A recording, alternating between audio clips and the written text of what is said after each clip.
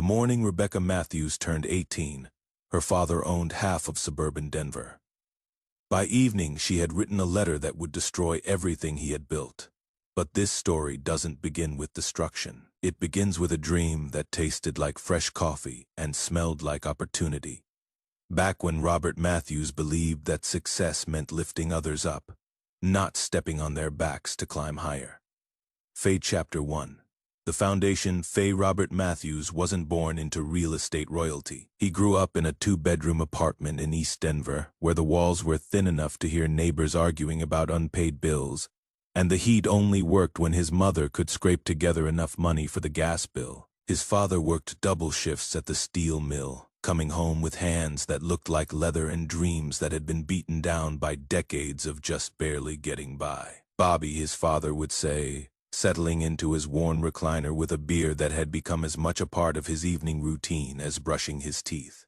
Remember this: poverty isn't a character flaw, but it sure feels like a prison sentence. You find a way out, you take it, but you don't forget where you came from. Robert remembered those words in 1995, when he was 28 years old, married to Sarah for 3 years, and holding his daughter Rebecca for the first time in the maternity ward of Denver General Hospital. The baby had arrived 2 weeks early, and Robert's insurance didn't cover the extended stay. The bill sitting on his kitchen table was more money than he made in 6 months working construction. That is when he saw the foreclosure notice in the newspaper. A 3-bedroom house in Aurora, seized by the bank after the previous owners defaulted on their mortgage. The asking price was $12,000, exactly the amount Robert had saved for Rebecca's college fund. Sarah held 3-day-old Rebecca against her chest, both of them still recovering from a difficult labor, when Robert presented his idea.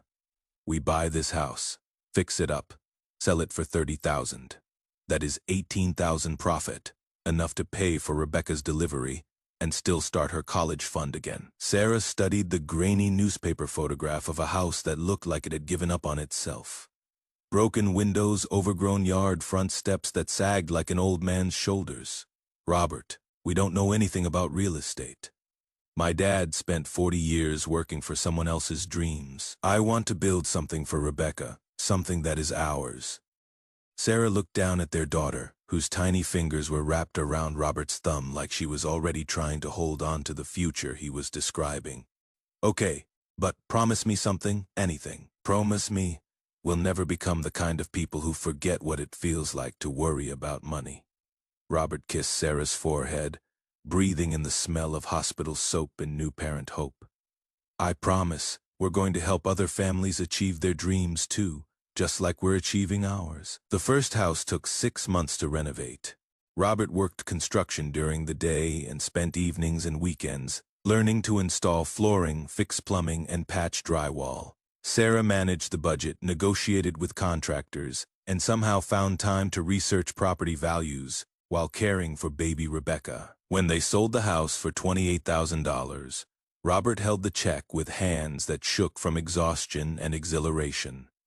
$16,000 profit, more money than his family had ever seen at one time. This is it, Sarah. This is how we build Rebecca's future. Faye Chapter 2. The addiction. Faye's success, Robert discovered, was more addictive than any drug. The high of closing a profitable sale, the rush of acquiring a new property, the intoxicating mathematics of compound wealth creation. Each deal demanded a bigger, riskier, more profitable follow-up. By 2000, when Rebecca was 5 years old, Matthews Property Group owned 17 rental units. Robert had quit construction to manage properties full-time. Sarah handled the books, scheduled repairs, and collected rent payments. They had moved into a modest 4-bedroom house in a decent neighborhood, and Rebecca attended public school, with children whose parents worked steady jobs with benefits and vacation time. The Matthews family went to church on Sundays, had barbecues in their backyard, and Sarah volunteered at Rebecca's school fundraisers. Robert coached Little League Baseball and knew the names of all the kids on Rebecca's team. They were living the American dream, and it felt exactly like Robert had imagined it would. Then came the economic downturn of 2001. Property values dropped. Rental demand decreased. 3 of Robert's tenants lost jobs and couldn't make rent payments. The Matthews family was suddenly facing their first real financial crisis since starting the business. "We could sell a few properties, ride out the storm," Sarah suggested during a late-night conversation in their kitchen after Rebecca had gone to bed. Robert stared at the spreadsheet that showed their monthly expenses exceeding their income by nearly $4,000. "Or we could acquire more properties while prices are low, buy when others are selling in panic." "Robert, that is exactly the opposite of riding out the storm." "Sarah, trust me. I've been studying the market. This downturn is temporary, but the opportunity to expand is limited. If we leverage everything we own, we can buy 6 more properties at below market prices. When the economy recovers, we'll own 23 units instead of 17. Sarah looked at her husband across their kitchen table, and for the first time since their wedding day, she saw a stranger. The Robert she had married talked about building something together. This Robert talked about leveraging everything they owned, like he was discussing the weather. "What if the economy doesn't recover as quickly as you think? Then we lose everything." Robert's voice was calm, matter of fact. "But if I am right, Rebecca's college fund becomes a college trust. We're talking about the difference between paying for state university versus paying for Harvard plus graduate school plus maybe helping her buy her first home." Rebecca, now 5 years old, had developed a habit of sneaking out of bed to listen to her parents' conversations. She didn't understand words like leverage or market recovery, but she understood the tone of her mother's voice when she was worried. And she understood that her father's dreams were somehow connected to other people losing their homes. The Matthews family leveraged everything. Robert was right about the market recovery, wrong about almost everything else. Chapter 3. The Transformation. By 2005, Matthews Property Group owned 43 rental units and was grossing nearly $1 million annually. The family had moved into a larger house. Rebecca attended private school, and Sarah drove a Mercedes SUV that cost more than most of their tenants earned in a year. But the business had evolved beyond Robert's original vision of helping families achieve homeownership dreams. Now it was about maximizing profit margins through strategic tenant management, aggressive rent increases, and efficient eviction procedures. Robert hired his first property management team, 3 employees, whose job descriptions included tenant compliance enforcement and revenue optimization through occupancy adjustments. The euphemisms made the work sound professional, but Rebecca was old enough now to understand what the words actually meant. Tenant compliance enforcement meant threatening families with eviction if they were even 1 day late on rent. Revenue optimization through occupancy adjustments meant finding reasons to evict long-term tenants, so Robert could increase rent for new tenants who didn't know the neighborhood's rent history. Rebecca learned this during a car ride to her violin lesson when she was 10 years old. Robert was on a hands-free phone call with his property manager, discussing the Rodriguez situation. "How long have they been tenants?" Robert's voice was professional, businesslike. 7 years, never missed a payment until this month. Father lost his job at the automotive plant. Employment verification is required for lease renewal. If he can't provide proof of income, we have grounds for termination. Rebecca stared out the car window at suburban houses where families lived lives that seemed simpler than hers. Her violin cost more than the Rodriguez family's monthly rent, but somehow, the conversation made her feel like she was the one who had lost something valuable. "Dad, what happens to the Rodriguez family if they have to move?" Robert glanced at his daughter in the rearview mirror. At 10 years old, Rebecca was developing the kind of empathy that made business decisions complicated. "They'll find something they can afford, sweetheart. That is how the market works." "But what if there isn't anything they can afford?" "Rebecca, I am not responsible for solving everyone's financial problems. My responsibility is to our family, to your future." That night, Rebecca asked Sarah about the Rodriguez family during bedtime stories. "Mom, why can't Dad help people who lose their jobs?" Sarah sat on the edge of Rebecca's bed, holding a book they wouldn't read because more important conversations had a way of replacing planned activities. Your father works very hard to take care of our family. But what about other families? Sarah was quiet for a long moment, studying her daughter's face in the soft glow of the bedside lamp. At 10 years old, Rebecca was asking questions that Sarah had been avoiding asking herself. Sometimes adults have to make choices that don't feel good, but that protect the people they love most. Do you think the Rodriguez children understand why they have to move? Sarah kissed Rebecca's forehead and turned off the light without answering, because some questions don't have answers that help anyone sleep better. Chapter 4. The Files Fay by Rebecca's 12th birthday. The Matthews family lived in a 14-bedroom mansion in Cherry Hills Village, one of Denver's most exclusive neighborhoods. The house had 9 bathrooms, a wine cellar, a home theater, and a swimming pool that sparkled like liquid diamonds under Colorado sunshine. Rebecca's bedroom overlooked the pool and had a walk-in closet larger than most apartments. But she spent most evenings alone in that room, listening to her parents argue through walls thick enough to muffle secrets, but thin enough for a child's ears to catch fragments of truth. The arguments always followed the same pattern. Sarah would present a case, a family facing eviction due to medical bills, a single mother behind on rent because her employer cut her hours, an elderly tenant whose Social Security check didn't cover rent increases. Robert would respond with spreadsheets, profit margins, and the phrase that had become his answer to every moral dilemma. It is not personal, it is business. But for Rebecca, everything felt personal. She discovered her father's real business practices on a Thursday afternoon in March, during one of her visits to his office building. Rebecca often went to Matthews Property Group headquarters after school, doing homework in the reception area while waiting for Robert to finish meetings that seemed to run longer every month. That particular afternoon, Robert's meeting was running 2 hours late. Rebecca had finished her algebra homework, read 3 chapters of her assigned novel, and was desperately bored when she decided to explore the building. The Matthews Property Group offices occupied 3 floors of a downtown Denver high-rise. Robert's corner office was on the top floor, with floor-to-ceiling windows overlooking the city skyline and walls covered with photographs of properties he owned.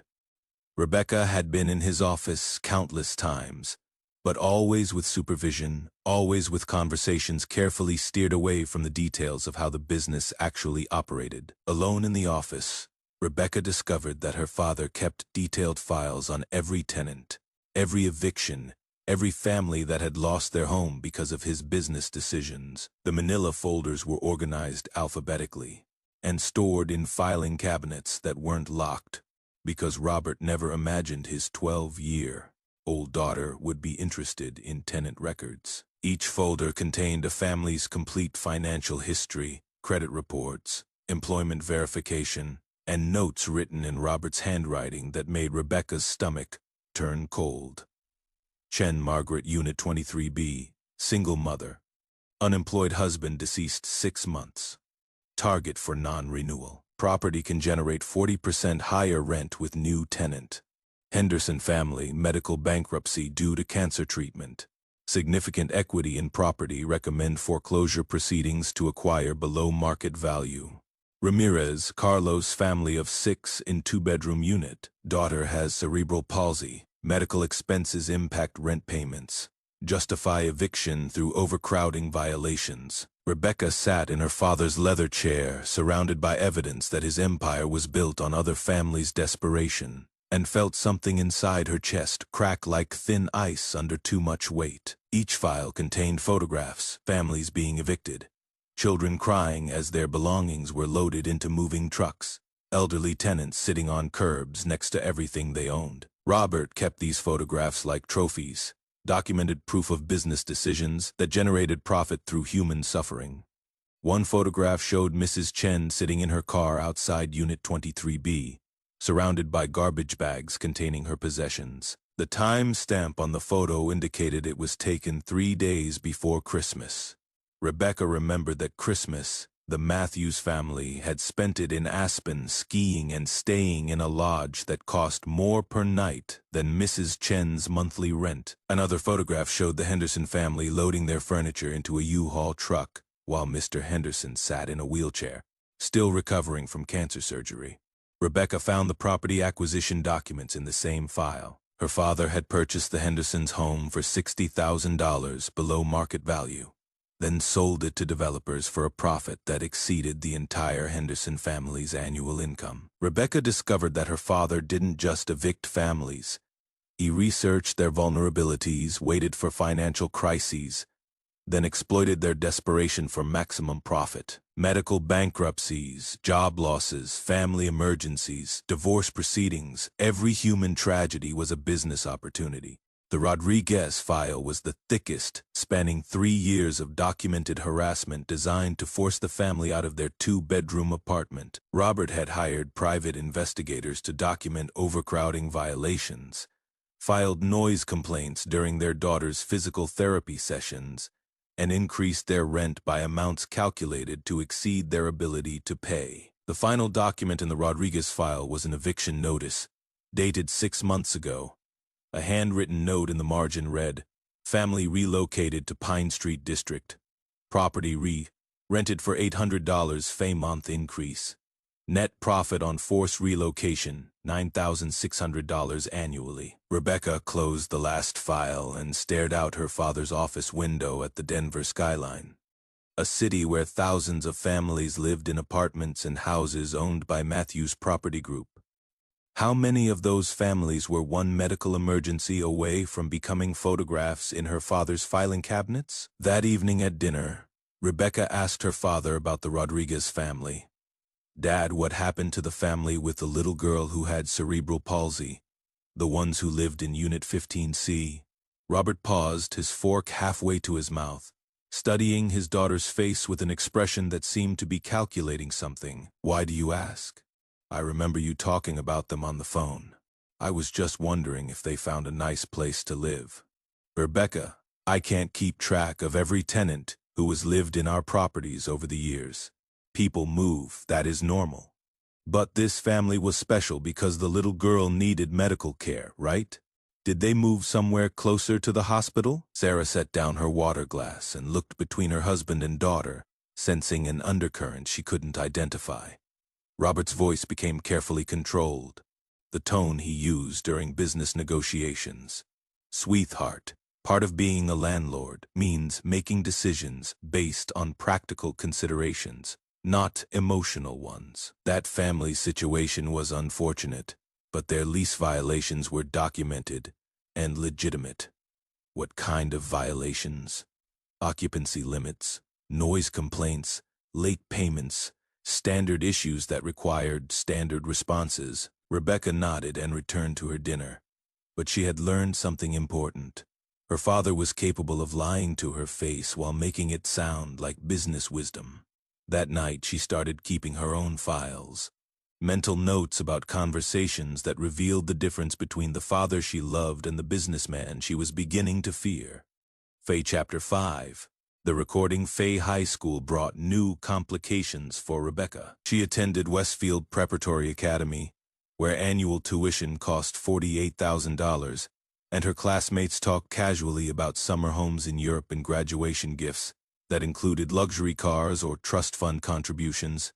Rebecca learned to navigate conversations about wealth carefully. When classmates complained about their parents only giving them BMW 3 Series instead of the 5s, Series they wanted, Rebecca stayed silent. When they discussed family vacation destinations like Monaco and St. Moritz, Rebecca deflected with questions about their experiences, rather than sharing her own family's travel stories. She had realized that her family's wealth felt different from her classmates' wealth. Their money came from generations of accumulated success. Grandparents who founded companies, parents who inherited and expanded family businesses, wealth that seemed to exist in a moral vacuum where its origins were irrelevant. Rebecca's wealth came with names and faces attached. The Chen family, the Rodriguez family, the Hendersons, dozens of others whose financial tragedies had been converted into Matthews family opportunities. During her senior year, Mrs. Patterson assigned a project on ethical business practices in contemporary social issues class.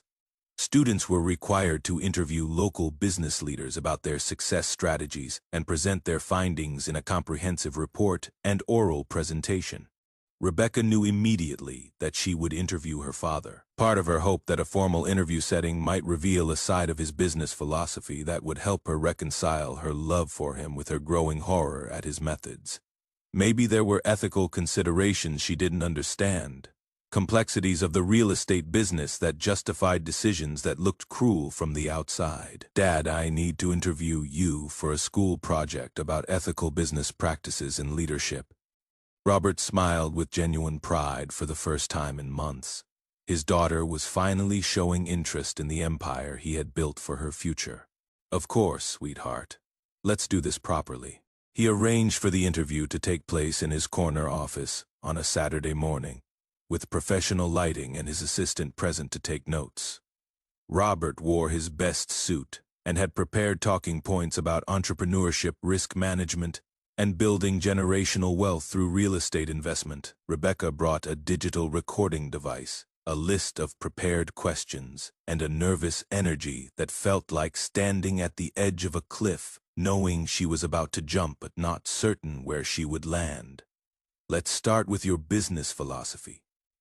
Dad, how do you define success in real estate?" Robert leaned back in his leather chair, completely comfortable with the question. "Success in real estate requires understanding that housing is emotional for tenants, but purely financial for landlords. People get attached to places. They have memories. They build relationships with neighbors. They want stability for their children. But smart investors get attached to profits, not properties. Can you give me an example of how that philosophy guides your business decisions?" "Absolutely. Let's say I have a property that has been rented by the same family for 5 years at below market rates. The family is excellent. They pay on time. They maintain the property. They're quiet neighbors. But the market has changed, and I could be getting $300 more per month with a new tenant." Rebecca felt her stomach tighten, recognizing the setup for a scenario she had seen played out in her father's files dozens of times. "What do you do in that situation?" "I raise their rent to market rate. If they can afford it, excellent. I retain good tenants at profitable rates. If they can't afford it, I give them appropriate notice and find tenants who can. But what if they have children in local schools? What if moving would be traumatic for the family?" Robert's expression remained patient, but Rebecca caught a flicker of something else. Maybe recognition that this conversation was heading somewhere he hadn't expected. "Rebecca, empathy is expensive. Every month I let someone slide on rent because of personal circumstances is money taken from your college fund, your future, our family security. These people made choices. I am helping them face consequences." The recording device continued to capture every word as Robert continued, his voice gaining confidence as he settled into what felt like a teaching moment. "The real estate business is about understanding human nature. People will tell you any story to avoid paying rent, sick children, job losses, family emergencies. Some stories are true. Some are exaggerated. Some are complete lies. If I started making exceptions based on every sob story, I'd be out of business within a year." "What about the Henderson family? The ones who lost their home after Mr. Henderson's cancer treatment depleted their savings?" Robert paused, his eyes studying his daughter's face with an expression she couldn't identify. "How do you know about the Hendersons?" I heard you and Mom talking about them a few years ago. The Henderson situation was unfortunate. Yes, cancer is a terrible disease, and medical bankruptcy is a real problem in this country. But I am not a charity, Rebecca. I am a businessman. Cancer doesn't pay mortgages. Sympathy doesn't cover property taxes or maintenance costs or employee salaries. Rebecca's hands were shaking slightly as she asked her next question. "But didn't you buy their house for significantly below market value while they were dealing with medical debt?" Robert's demeanor shifted, becoming more formal, more defensive. "Rebecca, where exactly is this line of questioning going? This is supposed to be about business ethics and success strategies. I am trying to understand how you balance profit with helping people balance." Robert's voice carried a tone Rebecca had never heard him use with her before. Cold, calculating, dismissive. "Rebecca, let me explain something about the real world that your private school education apparently hasn't covered. Business isn't about helping people. Business is about providing services that people need and charging prices that people will pay. If someone can't pay market rates for housing, they find housing they can afford. But what if there isn't housing they can afford? What if your rent increases force families to move to dangerous neighborhoods or leave their children's schools?" Robert stood up from his chair and walked to his office window, looking out at the Denver skyline where thousands of people lived in properties he owned. When he turned back to face Rebecca, his expression had changed completely. "You want to know about the Henderson family specifically? Fine. Here is the whole story." Rebecca's recording device captured every word of what came next. The Hendersons were 3 months behind on their mortgage when Mr. Henderson was diagnosed with cancer. They had options. They could have sold their house on the open market, paid off their mortgage, and used the remaining equity to rent an apartment while dealing with medical expenses. Instead, they chose to spend their savings on treatment and let their house go into foreclosure. That doesn't sound like a choice, Dad. That sounds like choosing between someone's life and their home. Exactly. They chose life, which was the right choice. But choosing life over property doesn't mean someone else is obligated to subsidize their housing. When their house went into foreclosure, I purchased it through legal channels at fair market value for a distressed property, at $60,000 below what they could have gotten in a normal sale. Robert's eyes narrowed. "How do you know the specific numbers, Rebecca?" Rebecca felt like she was standing at the edge of a precipice, about to reveal information that would change everything between them. But she had come too far to stop now. "I've seen the files, Dad, all of them, the Chen family, the Rodriguez family, the Hendersons, all the others. I know about the photographs you keep, the notes about targeting single mothers and families with medical emergencies." The silence in Robert's office lasted nearly 30 seconds. Rebecca could hear traffic from the street below, the hum of the building's air conditioning, her own heartbeat in her ears. When Robert finally spoke, his voice was completely different, not the father she knew, not even the businessman she had been interviewing, but someone else entirely. "You've been going through my confidential files. I was waiting for you after school, and I was curious about the business that pays for everything in our lives." Robert walked to his filing cabinets and checked the locks, even though Rebecca had just admitted they weren't secure enough to keep out a curious teenager. Those files contain proprietary business information, financial records, legal documents that are none of your concern. They're about families, Dad, people with names and children and medical problems and dreams, not just proprietary business information. Robert returned to his desk and sat down, his hands folded in front of him like he was negotiating a contract rather than talking to his daughter. "Rebecca, you are 17 years old. You've lived your entire life in private schools and expensive houses and luxury cars because of the business decisions documented in those files. You've never worried about rent money or medical bills or whether your family could afford groceries. You think business ethics means everyone gets to live in nice houses regardless of whether they can pay for them. I think business ethics means not celebrating when families lose their homes. Celebrating." Robert's voice rose for the first time during their conversation. "You think I celebrate other people's misfortune? You keep photographs, Dad, pictures of families being evicted, children crying while their stuff gets loaded into moving trucks. Why do you keep those pictures?" Robert was quiet for a long moment, and Rebecca realized she had asked a question he had never asked himself. "Documentation," he finally said. "Legal documentation of eviction procedures, evidence that everything was conducted properly. The picture of Mrs. Chen sitting in her car with all her belongings, that is legal documentation." "Mrs. Chen died 6 months later, Dad. She had a heart attack while living in her car because she couldn't afford another apartment after you evicted her." "How do you know that?" "Because I looked her up. I've looked up all of them. The Henderson family is living in a homeless shelter. The Rodriguez family moved to the worst part of the city because it was the only place they could afford, and their daughter doesn't get physical therapy anymore. Robert stared at his daughter across his desk, and Rebecca realized that he was seeing her clearly for the first time in years, not as a child to be protected from ugly truths, but as someone who had discovered those truths and was forcing him to confront them. "What do you want me to say, Rebecca? That I am sorry people can't afford to live in properties I own, that I should give away free housing because people have medical bills or job problems? I want you to say that you see them as human beings instead of profit opportunities. I see them as tenants. Tenants who sign leases agreeing to pay specific amounts of money for housing. When they can't pay what they agreed to pay, the relationship ends." Rebecca looked at her father, really looked at him, and realized that somewhere in the process of building his empire, he had lost the ability to see the people living in it. "The Rodriguez family's daughter has cerebral palsy, Dad. She's 8 years old. You forced them to move away from her physical therapy center because you wanted to charge $800 more per month for their apartment. Their lease specified occupancy limits. 6 people in a 2-bedroom apartment violates health and safety codes.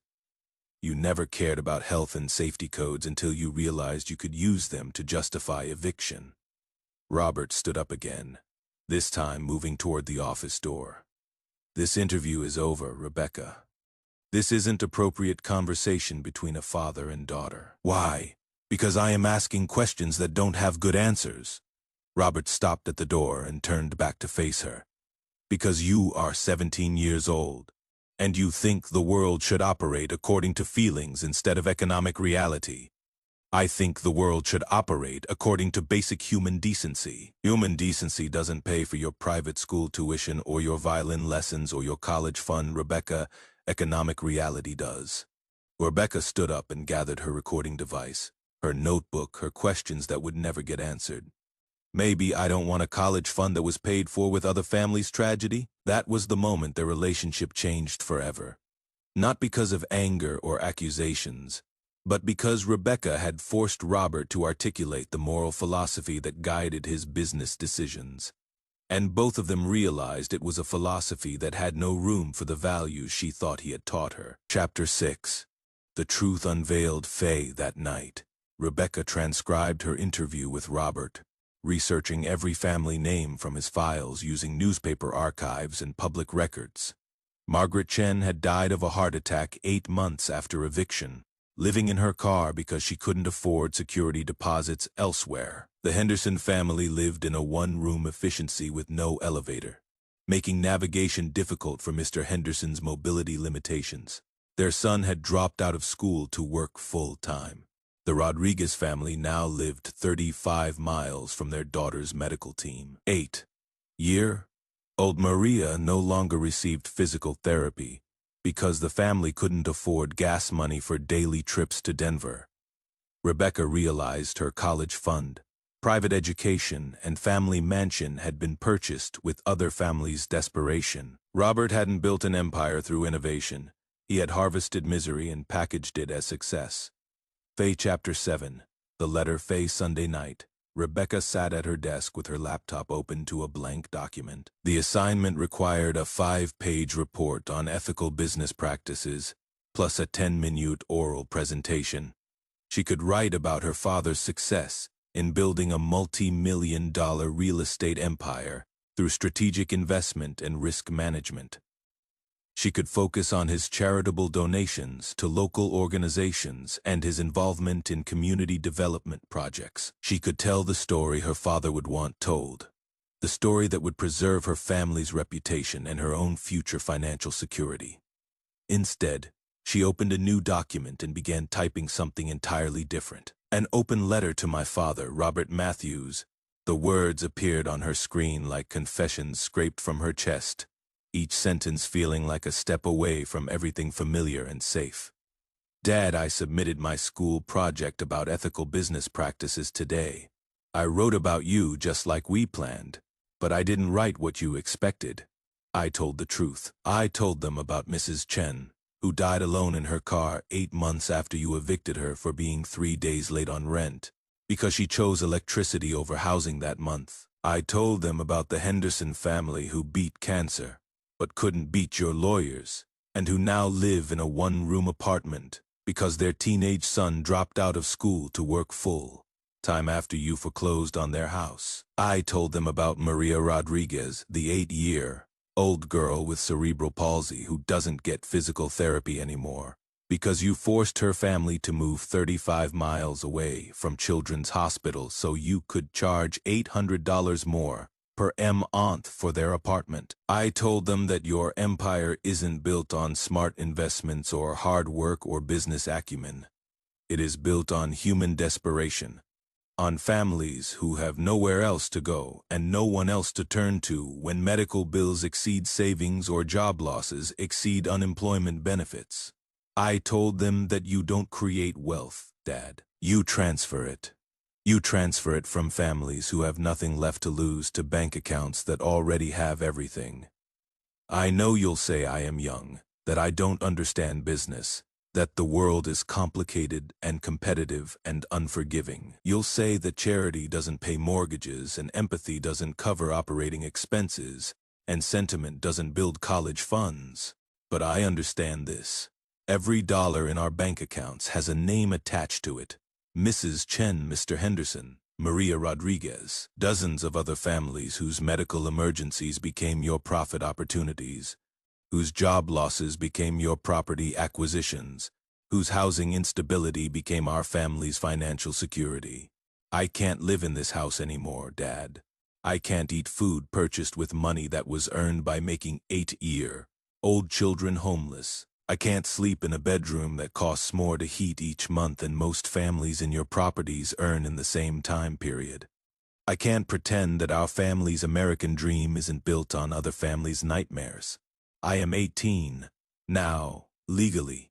I don't need your permission to leave. Morally, I can't ask for your forgiveness because I am not sure you understand what forgiveness would mean. I've donated every dollar in my college fund to the Denver Housing Assistance Coalition, the same amount you made from acquiring and selling the Henderson property below market value. It won't bring Mrs. Chen back to life or restore Maria Rodriguez's access to medical care, but it might prevent other families from facing the same choices between medical treatment and housing stability. I know this letter will hurt you.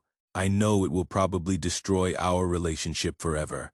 I know it might make you hate me, but keeping your secrets was destroying me from the inside, and enabling your business practices by staying silent was making me complicit in suffering I could no longer pretend to ignore.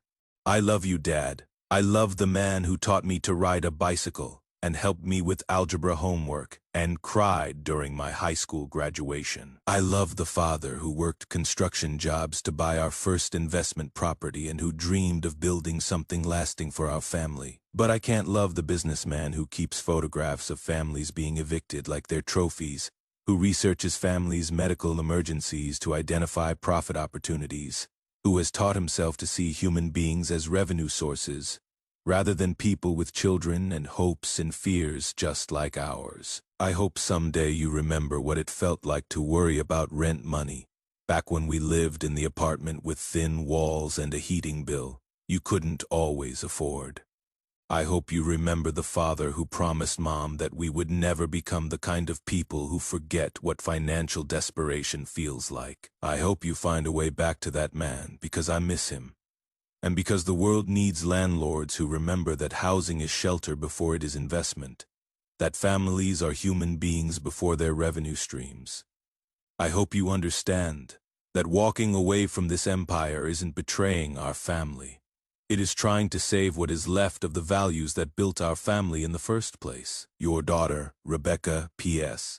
I've sent copies of this letter to the Denver Post, the City Housing Authority, and the IRS.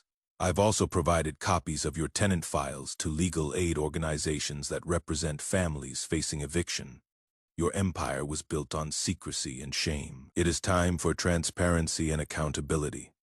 Your Becca printed the letter on paper that felt heavier than normal, folded it carefully, and placed it in an envelope addressed to Dad in handwriting that looked exactly like the thank you notes she used to write for birthday presents when she was younger. She placed the envelope on Robert's desk in his home office, next to photographs of their family from vacations to places that cost more money than most of his tenants would see in a lifetime. Then she packed one suitcase with clothes and a few personal items, not expensive jewelry or designer clothes, but photographs of her family from before the money changed everything, books that had shaped her thinking, letters from friends who knew her as Rebecca rather than as the property king's daughter. She left through the same front door her father had carried her through as a baby, when their dreams were smaller, but their consciences were larger, when helping families achieve homeownership was the goal rather than exploiting families' housing desperation for profit. Chapter 8. The aftermath. Robert found the letter Tuesday morning, along with resignation letters from half his staff. The Denver Post ran the story on the front page. Property King's daughter exposes family empire built on tenant exploitation. By noon, Robert's office was flooded with calls from reporters, lawyers, and former tenants threatening lawsuits. Property values plummeted as the empire that took 25 years to build crumbled in 25 days.